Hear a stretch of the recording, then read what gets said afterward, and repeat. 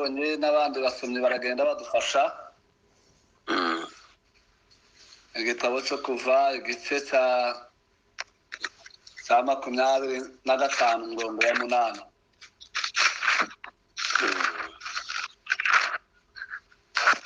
Makumyabiri na gatanu na murongo wa 8.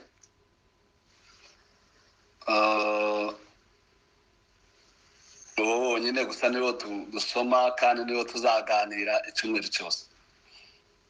Kandi bandemere ubuturo bwera, nture hagati muri bo, muzabureme buse n'ibyo ngiye kukwereka byose, icyitegererezo cy'ubuturo n'icy'ibintu byabwo byose. Amen. Amen. Ndasubiramwo.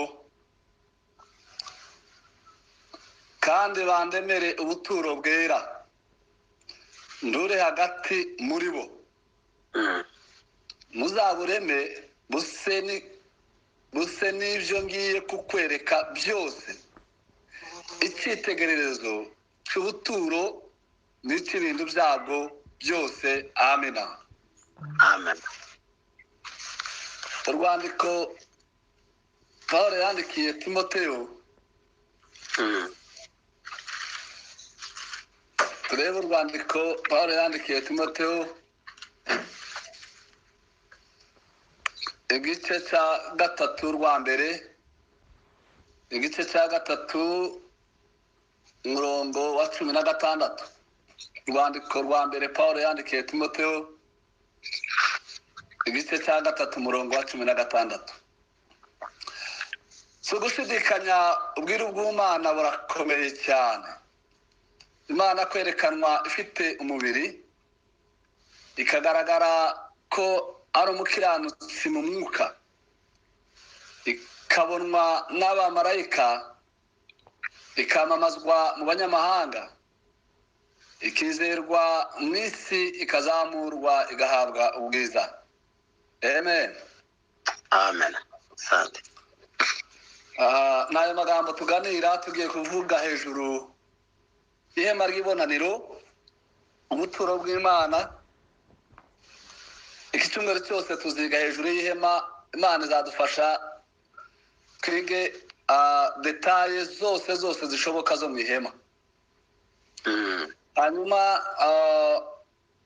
kubera ko nafashe icyumweru cyose mbitegura, nabashe no kubitegura neza, ndabyandika. Nidusoza iyi nyigisho kuwa 6 nzabahasira byose mwese. Yego, murakoze. Nzayishyira hano ku rubuga rwacu, ababishoboye bazayipurintinge, noneho bajya bayisoma. N'utapurintinga nanone yanayisomera no muri telefone. Yego. Numvise ariyo mpano natanga dushoje aya masomo. Uyu munsi rero turakora iriburiro cyangwa se introduction generale ishobora kuba yatwereka icyerekezo cyose cy'amasomo uko tuzayabona. Kandi urebye n'inyigisho akenshi turabwiriza, ariko uyu munsi nahisemo muri iki cyumweru kwigisha. Yego. Undebe nk'umuntu uhagaze imbere yawe ufashe ingwa, ufashe icyake cyangwa se ingwa, ndi kuri taburo ndimo nigisha.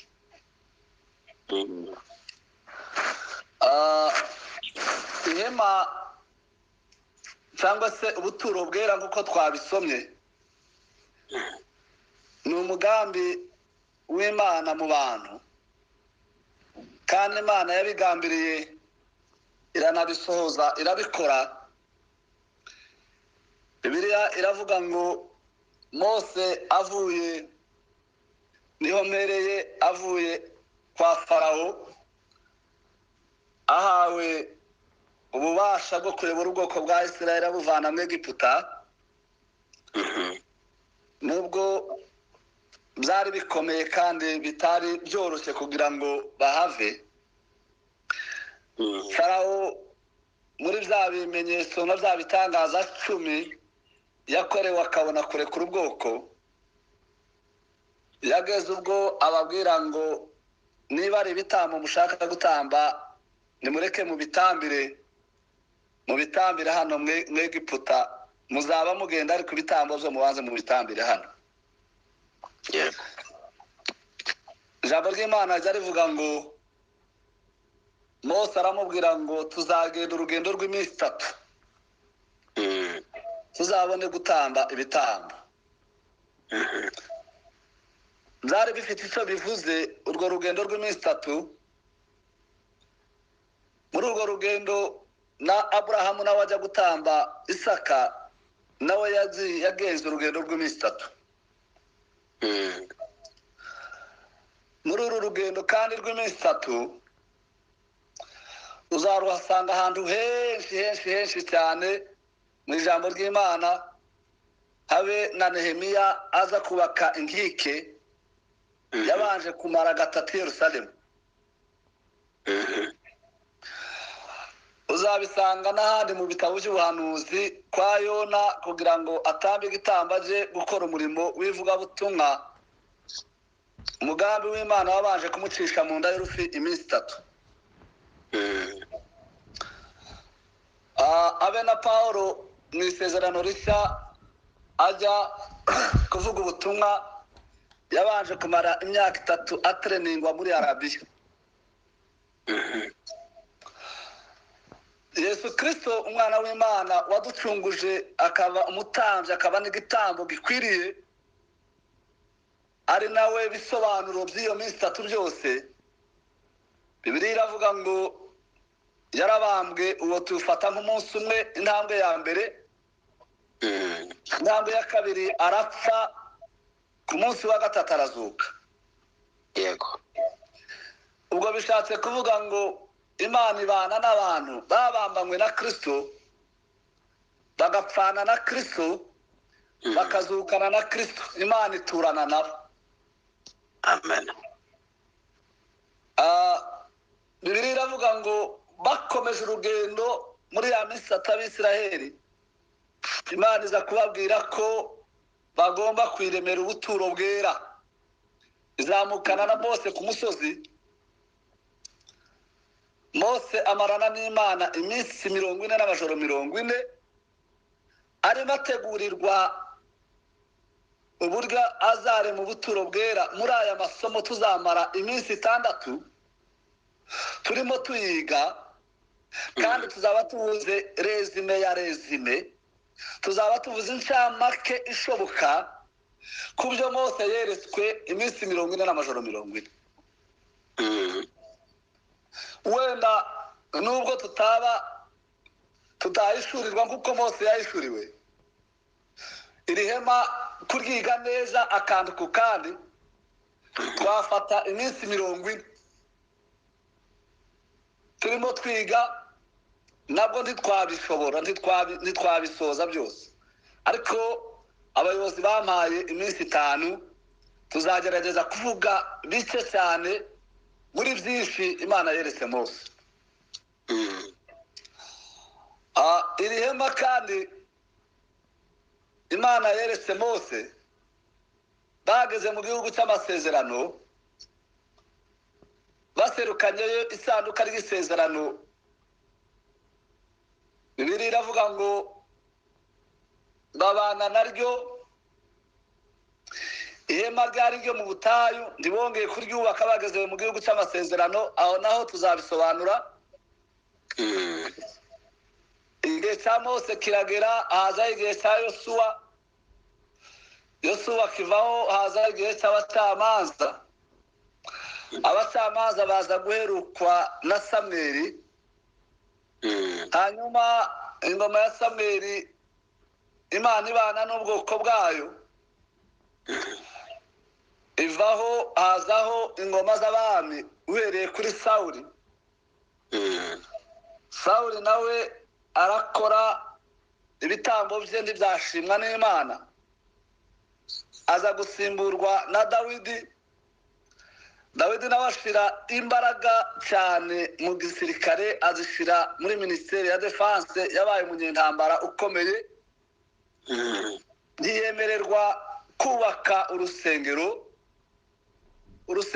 ruza kwemererwa kubakwa na Salomo nawe ararwubaka ruba rwiza cyane, rufite amadimansho yayo, nayo nitubona umwanya tuzagenda turukomozaho.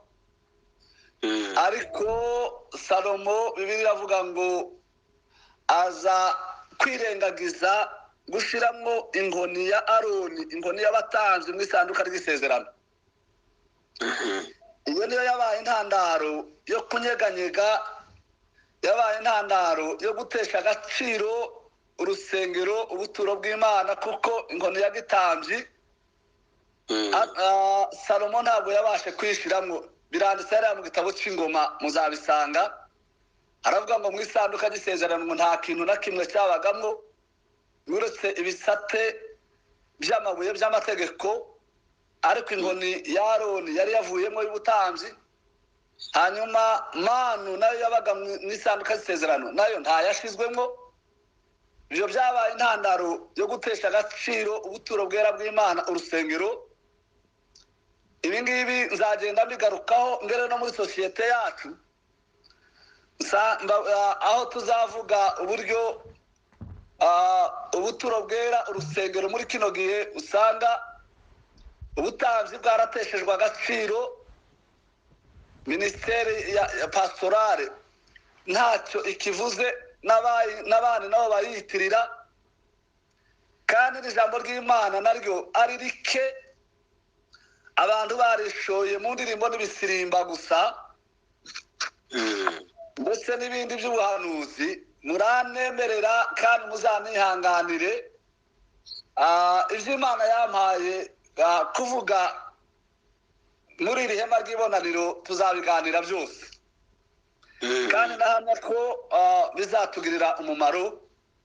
Muri bikeya dushobora kuba twakosora. Urumva ikintu cyitwa ijambo ry'Imana, ari nabyo nshimira uru rubuga rwacu cyangwa se uyu murongo tubaho. Hari umupasiteri uherutse kumbwira, rero ni pasiteri Mpamyukuri, arambwira ngo icyo yakundiye nibature ngo nuko niba mu ijambo ry'Imana bitandukanye n'izindi za nibature n'ayandi matorero yagiye abona. Ibi nawo ni umwihariko w'iyi nibature, aba mu ijambo ry'Imana. Ijambo ry'Imana nta n'undi yahabwa agaciro, n'ubutambyi ntibwahabwa agaciro. Urusengero ruza aho yabaye intandaro yo gusenyuka k'urusengero rwa Salomo. Hanyuma urwo rusengero ni urwa kabiri, mvuye mu ihema ngiye mu rusengero rwo kwa Salomo, nabwo tuzaruvugaho. Hanyuma haza bajya i Babuloni, bamarayo imyaka 70, ariko ni umuryango wa Yuda na Benyamini. Indi miryango nayo 12 yari yaragiye mu majyaruguru hashize igihe kirekire, nayo iza guhurira Babuloni, bamarayo imyaka 70. Bamara imyaka mu buhungiro, batakiri ku matorero yabo, kandi batakiri no muri gakondo yabo. Ibyo ni mbivuga ntubyumve nk'amateka, ariko ugenda ubisanisha n'ubuzima bundi, n'ubuzima busanzwe ubwo turimo tunyuramo muri kino gihe. Imyaka 70 irashira, nicyo gihe Imana yakoresheje umugaragu wayo Kuro, kandi yari umwami. Kuro atari n'uwo mu bwoko bwabo. Imana imushiraho presiyo yuko yagarura ubwoko bwa Isirayeli bagatahuka bose bagasubira mu gihugu cya gakondo cy'amasezerano cyababyaye Isirayeli. Yego. Kandi bagategekwa kongera gushyira ibintu mu buryo, bagatunganya bakubaka urusengero rw'Imana. Bibiliya iravuga ngo habaho amatsinda agera muri 5 yabigizemo uruhare. Itsinda rya mbere ryabigizemo uruhare n'itsinda ry'ubuyobozi bwari buhagarariwe na guverineri ariwe witwa Zerubabeli. Itsinda rya kabiri ni itsinda rya gishumba ry'abapastori, ryari rihagarariwe n'umutanzi Yosuwa. itsinda rya gatatu ni itsinda ry'abahanuzi ryari rihagarariwe nanone na Hagayi ndetse na Zakariya. Itsinda rya kane ni itsinda ryari rihagarariwe n'abanditsi abanyamategeko n'abanditsi ryari rihagarariwe na Ezra. Itsinda rya gatanu ryari rihagarariwe n'abaenjeniyeri n'abubatsi na Nehemiya niwe wari urihagarariye. Kandi abo bose bagiye baje mu bice bitatu. Ubwoko bwa Isirayeli bagarutse mu bice bitatu. Ibyo nabyo nitugeze igihe cyabyo tuzabisobanura neza. Bibiliya iravuga ngo bageze kubaka urusengero kandi ngo bashyizeho urufatiro, bazana abaririmbyi baririmba indirimbo baravuga ngo Uwiteka ni mwiza kandi imbabazi ze zihoraho iteka ryose. Haleluya. Haleluya. Hari imbaraga, hari ubuterankunga bwari buvuye mu bwiza bw'Imana, hari ubuterankunga bwari buvuye mu mbabazi z'Imana. Wibuka gutarurwa kwabo no kongera kandi guhabwa agaciro n'ijambo ntibyari bivuye mu mbaraga zabo, ahubwo byari bivuye mu bwiza bw'Imana, bivuye no mu mbabazi zayo. Yego. Ni ukuvuga ngo inzira ya mbere tugomba kurwanirira no gushaka uburyo umurimo w'Imana wakongera kandi ukubakwa kandi ukubakwaho dushaka kuko wubakwa ni mu nzira y'ubwiza bw'Imana no mu mbabazi zayo. Yego. Bararirimba iyo ndirimbo ngo abasaza barimo bararira nk'uko turi kumwe nabo hano, abatoya barimo nabo baraseka. Tuzabigeraho impamvu barize n'impamvu abato nabo basetse. Hanyuma Bibiliya iravuga ngo Ezra yongera kandi kugarura ibihe byiza afatanije n'ariya matsinda yose. Ibihe byiza biragaruka, ibihe byabo biragaruka, bagira imigisha myinshi, ariko mu gitabo cya Ezra habamo imigisha 7 yongeye kugaruka mu bwoko bw'Imana. Ibyo byatumye n'abatambyi bongera kandi kugira agaciro. Ezra abagarurira icyo bari barambuwe igihe cya Salomo, abagarurira Urimu na Tumimu. Abatambyi bagiraga Urimu na Tumimu igihe cya Mose, igihe cya Salomo barayamburwa, bambuwe n'inkoni. Hanyuma iyo tuvuga inkoni ya gitambyi n'ibigendanye n'ubutambyi bwose bari barabikuweho, ariko Ezra aza kubagarurira kandi Urimu na Tumimu mu rusengero rwa gatatu rwo rwarimo Urimu na Tumimu. Bwana asifiwe. Haleluya. Nyuma urwo rusengero haje kuza Ptolemy. Ayo ni amateka, nta nubwo nagera mu ijambo nasomye, no kugira ngo mwumve iyo tugana. Rurasenyuka, rusenyutse haza igihe cy'abami. Uribuka za nzozi Daniyeli yarotoreye umwami z'igishushanyo kinini, umutwe w'izahabu, hanyuma n'igihimba nacyo ifeza. Biriya byose mujya mwibuka Daniyeli yasobanuriye umwami. Nibwo haje kuzamo ngo amaguru yari arimo ibumba n'ifeza. Ibwo yari amama abiri abangikanye, bwari ubwami bw'Abaroma n'ubw'Abagiriki. Ubwo nibwo Yesu yanavuze cya gihe umuntu amubwira ngo ndagukurikira. Yesu aramubwira ngo ingunzu zifite imyobo n'inyoni nazo zifite ibyari. Yego. Ubwo yari ashatse kuvuga ingunzu ni imbwebwe, kandi ingunzu burya igira ishusho ebyiri. Abantu bahize imbwebwe, rimwe na rimwe zisa n'imbwa, ikongera kandi igasa na rumungu cyangwa se n'impyisi. ubwo yarabwiye Herode, yarababwiye ngo buriya bwami bw'abaroma buhagarariwe na Herode ufite ishusho y'Abisirayeli kandi ari uwo kwa Esawu akorera abaroma, ufite ishusho ebyiri ameze nk'imbwebwe. Niba ari ubwami mushaka nimusange Herode, musange iriya mbwebwe ije kubaha ubwo bwami mushaka. Hanyuma ndimo ndareba mu mutima wawe, kandi arimo arabwira uriya Yesu, uriya wari umukurikiye, inyoni nazo zifite ibyari. Yari amajwi y'inyoni, abo ni Abagiriki, ni ururimi rwari ruhari igihe cya Yesu, rwari ururimi rw'Abagiriki. Noneho uriya muntu wari ukurikiye Yesu yari azi ko atomboye akurikiye umwami nibagera i Yerusalemu azamuhaho ku bwami. Aramubwira ngo njyewe ibyanje ubwami bwanjye si ubw'isi, ibyo ushaka jya kwa Herode cyangwa se ujye mu Bagiriki. Hanyuma Herode aza kubera impamvu zo kwiyamamaza kubaka urundi rusengero rwa kane.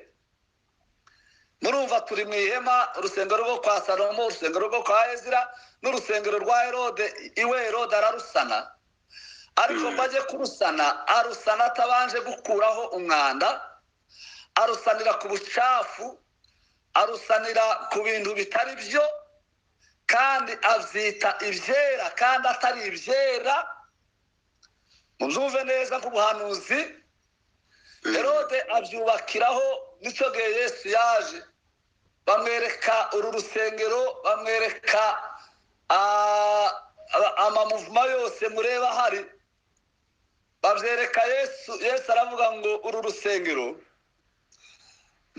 rusengero narusenya mu minsi 3 nk'abantu bubatse urundi.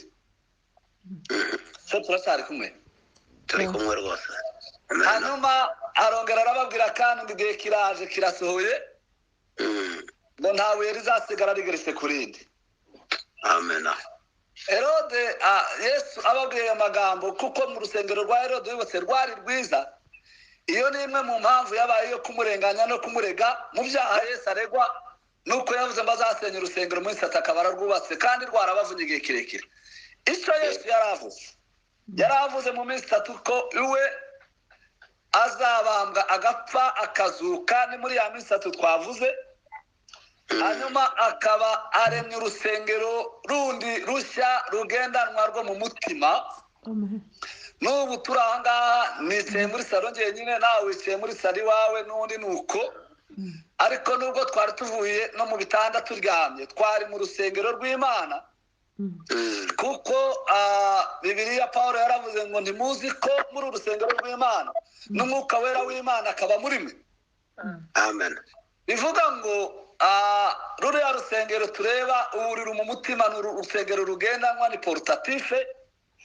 Nicyo gihe uzugenda wenyine uri mu mabiro ukumva ugize ibihe byiza, kandi ukumva uri kumwe n'Imana, ukumva wanezerewe, naho nturakabimenya kumbe uri mu rusengero rw'Imana. Hallelujah. Asante. Amen. Hallelujah. Uru ni urusengero rwa 5, hanyuma nirwo turimo dukoreramo, kandi nabyo hari ibisabwa kugira ngo turukoreremo, turaza kubivuga hariya mu ihema ry'ibonaniro. Dutegereje kandi urusengero rwa 6, itorero rizazamuka Yerusalemu nshya imanutse ivuye mu ijuru. Hanyuma urwo rusengero narwo tukazaruzamukanamo n'abera babashe kubahiriza aya mahame n'aya maprincipe. Aya mahame yose ari hano mu ihema ry'ibonaniro. Nturyumve ko ari nk'amateka, ahubwo uryumve ko ririmo amahame ashobora kudufasha kuzaba mu iteraniro ry'abera muri uriya rusengero rundi rwa 6 tuzabamo. Amen. Amen. Hallelujah. Amen. Imana yabwiye umugaragu wayo Mose natangiye mu ihema, iramubwira ngo zamuka umusozi wa Sinayi kuko ijambo ry'Imana twarisomye, maze nkwereke imyubakire y'ihema ndetse n'ibintu byose bigomba kuba mu ihema, hamwe n'umurimo ugomba kurikorerwamo, umurimo wa gitambyi. Mwumve ko tuzagezaho tuvuga ubutambyi, tuzavuga ubupastori, tuzavuga ubutambyi bukorwa gute, bumeze gute, ibyemewe n'ibihe, ibitemewe n'ibihe. n'abagomba gukora umurimo uburyo bakwiriye kuba bameze. Muri iri somo ry'uyu munsi munemerere mvuge impamvu zigera muri 7 zatumye Imana ihamagara Mose ikamutegeka kubaka ihema ry'ibonaniro. Yego.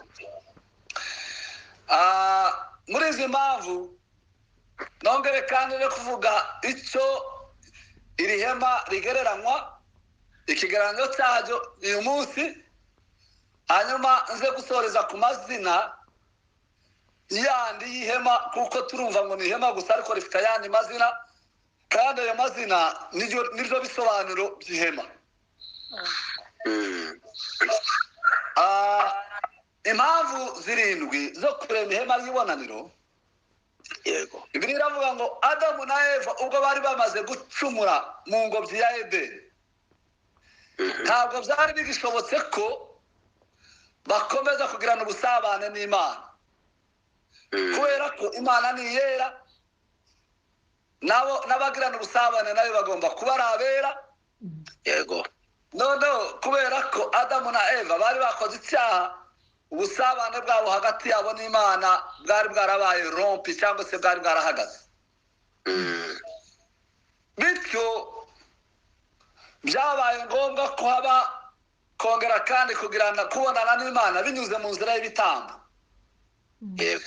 Iyo niyo nzira Imana yongeye kandi kunyuramo kugira ngo hongere habe ubusabane bwayo n'abantu.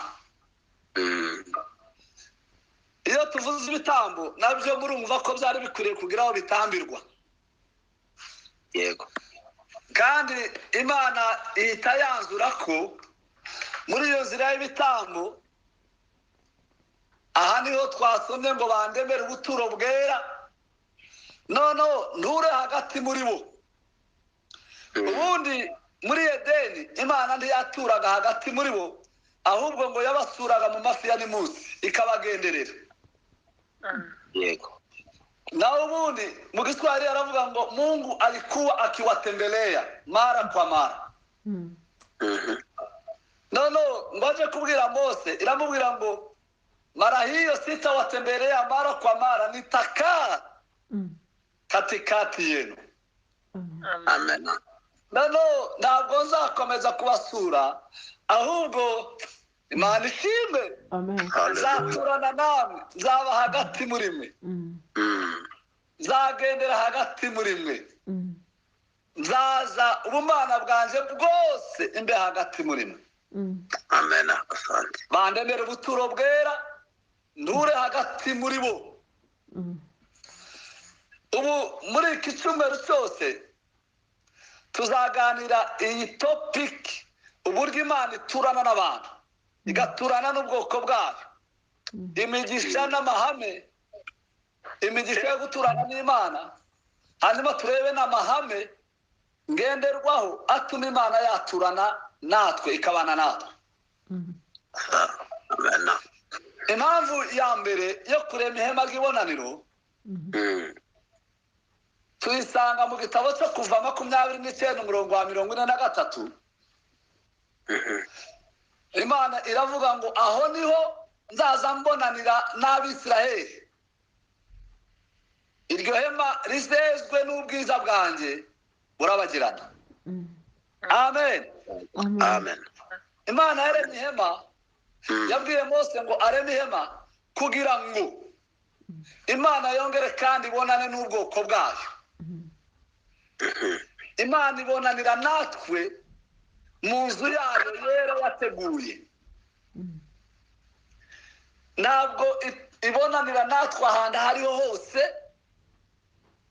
ibonanira natwe mu nzu aho yateguye mu mutima.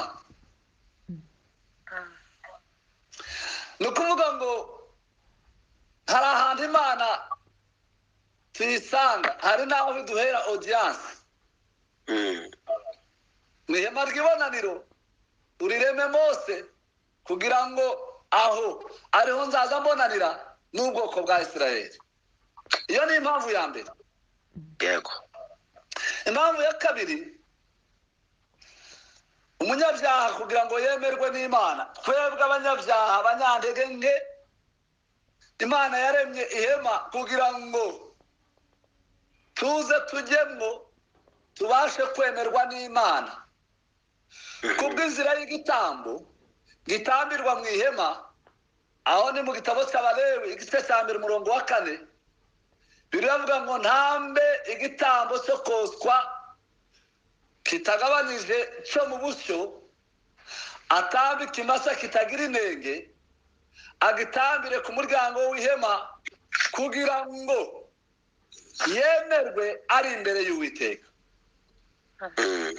Mu yandi magambo, mu nzira y'ibitambo bitambirwa ku muryango w'ihema niho twongeye kandi kwemerwa n'Imana. Yego. Inzira ya mbere, impamvu ya mbere ni kubonanira n'Abisirayeli.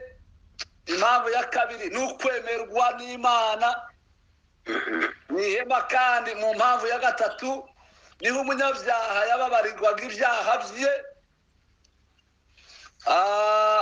akababarirwa burundu. Kuko mu gitabo cy'Abalewi igice cya 4 umurongo wa 20 haravuga ngo nuko umutambyi ngo ahongerere impongano maze ngo abo bazababarirwe. Yego. Ubwo tuzavuga, hari amagambo menshi abantu bakunze gusoma muri Bibiliya ndibumva ibyo ari byo: igitambo cy'impongano, igitambo cy'ibyaha, igitambo cy'uko turi amahoro.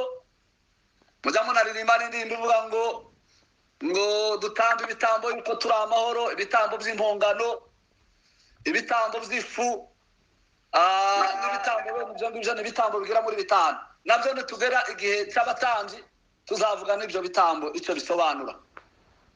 Amen. Hanyuma indi mpamvu ya 4 yo kurema ihema ry'ibonaniro tuyisanga mu gitabo cyo Kuva nanone 29 umurongo wa 46. Haravuga ngo mu ihema niho Imana yategekeye umugisha wo kwiyereka ubwoko bwayo kugira ngo bayimenye. Ubumenyi bwose bwo kumenya Imana tubusanga mu ijambo ryayo, kandi tubusanga no mu ihema, tubusanga mu buturo bwayo bwera. Mandebera ubuturo bwera kugira ngo mbiyereke, hanyuma nabo bagira ubumenyi bwanjye. Indi mpamvu ya 5 tuyisanga mu gitabo cyo Kuva 25 umurongo wa 8. Mu ihema niho Imana yagambiriye kuzaturana n'ubwoko bwayo, ariyo twanasomye: bandemera ubuturo bwera, noneho nture hagati muri bo.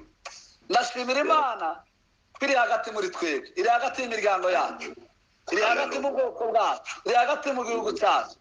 Haleluya, haleluya. Bandemera ubuturo, nture hagati muri bo. Iyi niyo teme tuzabwiriza iki cyumweru cyose. Amen. Impamvu ya 6, mu ihema niho Imana iganirira n'ubwoko bwayo. Kumbe tujya tuganira n'Imana. Iyo umuntu ari mu ihema abirimo neza, iyo umuntu urusengero rw'Imana rumurimo neza, timuzi ko turi urusengero rw'Imana, umwuka w'Imana akaba muri twe, tugira amahirwe yo kuganira n'Imana. Iyo umuntu abirimo neza agira amahirwe yo kuganira n'Imana, nk'umuntu kuganira n'umuvandimwe we, ukaba hari ibyo wayibwira akaba ari ibyo yagusubiza. Mu yandi magambo, ibindi bisaba kujya kwa kundi abapfumu baza bajya kuraguza ngo bajye kubwira umupfumu nawe ngo ababarize abakurambere, cyangwa se duhindukirire n'abandi bose ngo bagende aje kureba umuntu ngo amusengera amubwire icyo Imana ivuga. Reka nkubwire nawe uri hano muri Nibature, ayo mahirwe waba yarakuyobeye, ariko ufite amahirwe yo kuganira n'Imana. Nawe uravyemererwa kuganira n'Imana. Yego. Ukagira icyo uyibwira, ikagira n'icyo nawe ikubwira. Muri iyi minsi dufite ibibazo bikomeye by'abantu bajya mu bahanuzi bababwira ngo nibababwire icyo Imana yavuze. Yego. Nawe ufite iyo privilege, ufite n'ayo mahirwe yo kumva no kumenya. Haleluya. Haleluya. Icyo Imana yavuze, kuko uri ubuturo bwera bwayo. Bibiliya iravuga ngo aho niho nzaza mbonanira namwe, nganire namwe. Impamvu ya karindwi yo kurema ihema ry'ibonaniro, niho Imana yategekeye abatambyi umurimo wo kuyikorera ndetse no gutungwa nawo. Izi mpamvu zirindwi zatumye ihema ry'ibonaniro rishyirwaho, kandi muri izo mpamvu tuzazigarukaho mu bice bimwe na bimwe by'ihema ry'ibonaniro. Ikindi ihema risobanuye muri rusange, kuko twabivuze, ihema muri rusange risobanuye ibintu bitatu. Mwumve kandi ko ari byo tuziga.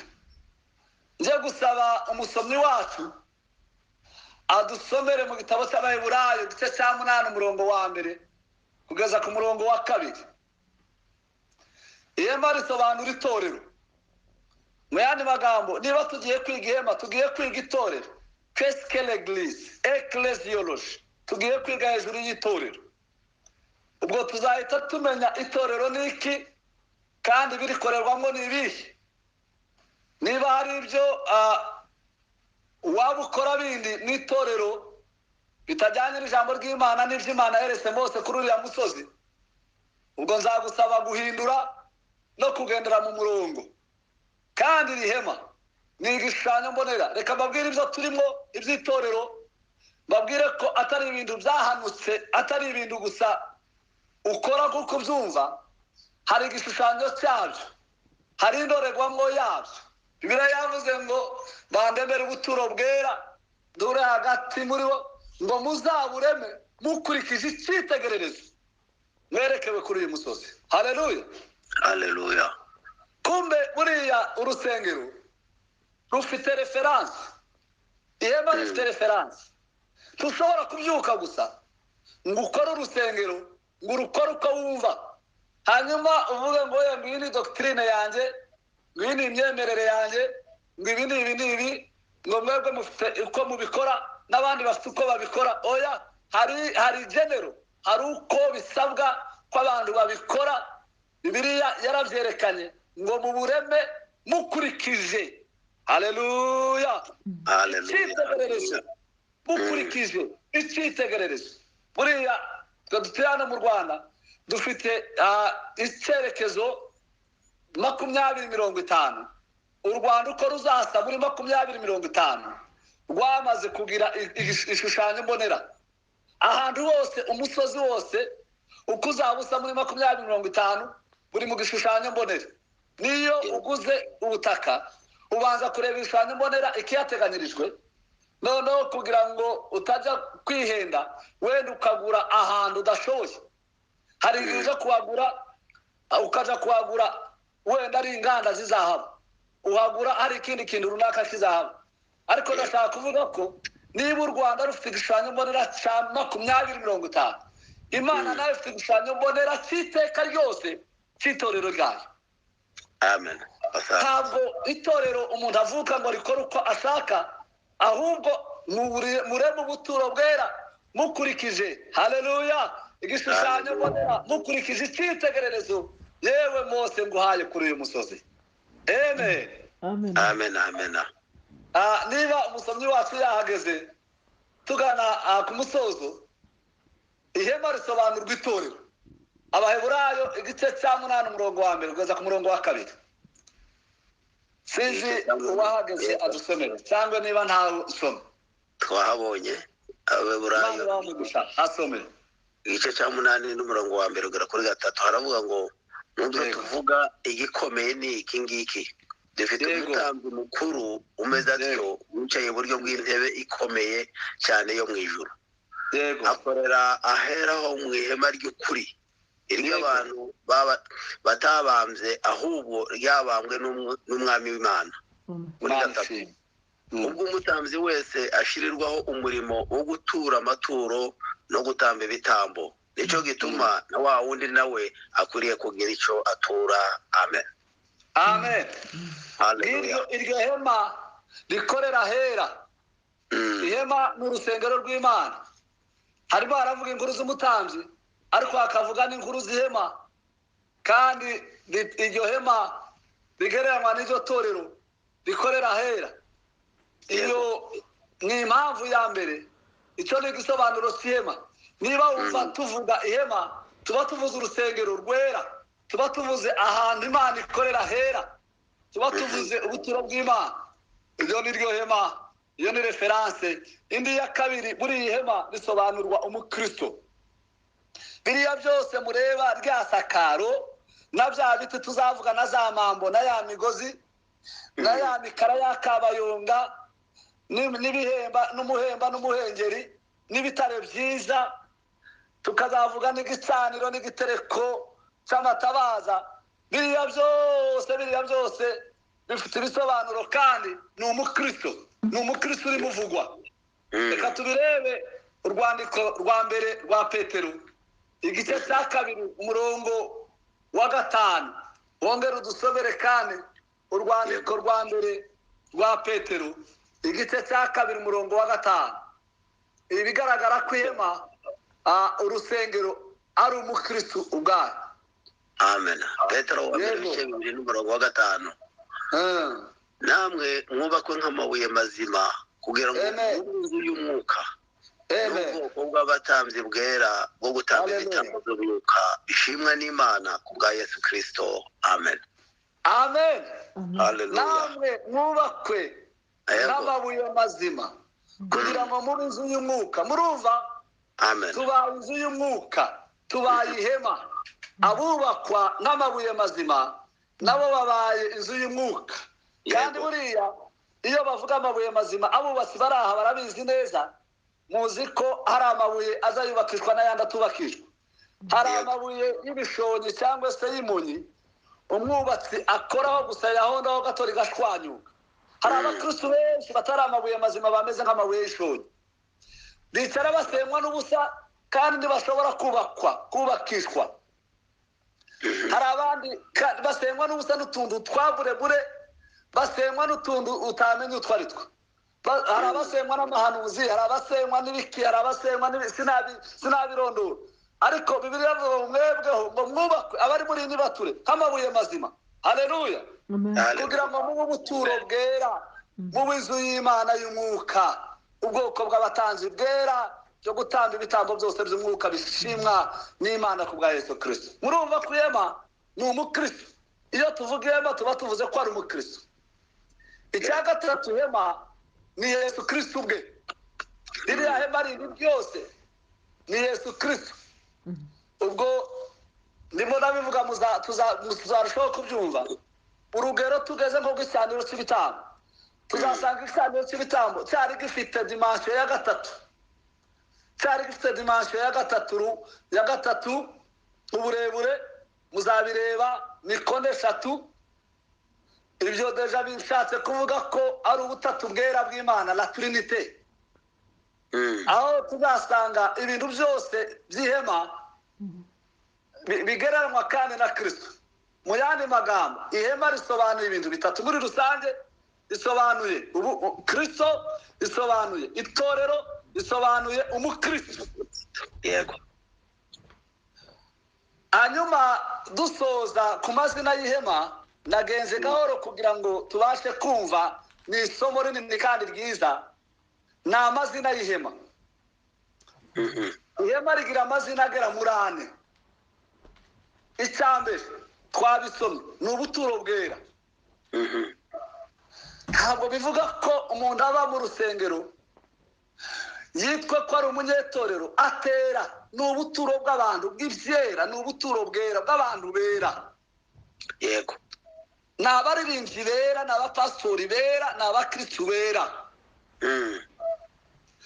ni abanyamasengesho bejejwe, ni abadiyakoni bera. Ihema ntitukarivange ngo turivangire, ni ubuturo bwera, ni hema takatifu. Yego. Haleluya. n'ababamwo bagomba kuba ari abera. Kandi Bibiliya iravuga ngo tubabera mu ngeso zacu zingahe zose. Amen.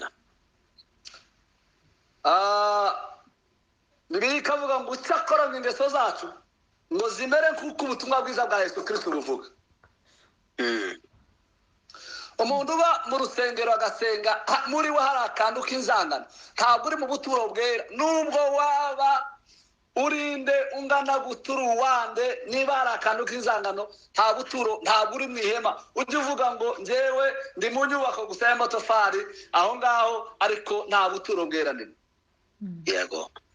Ufite akanda kariko kose k'ikigirwamana ntabwo ari mu buturo bwera.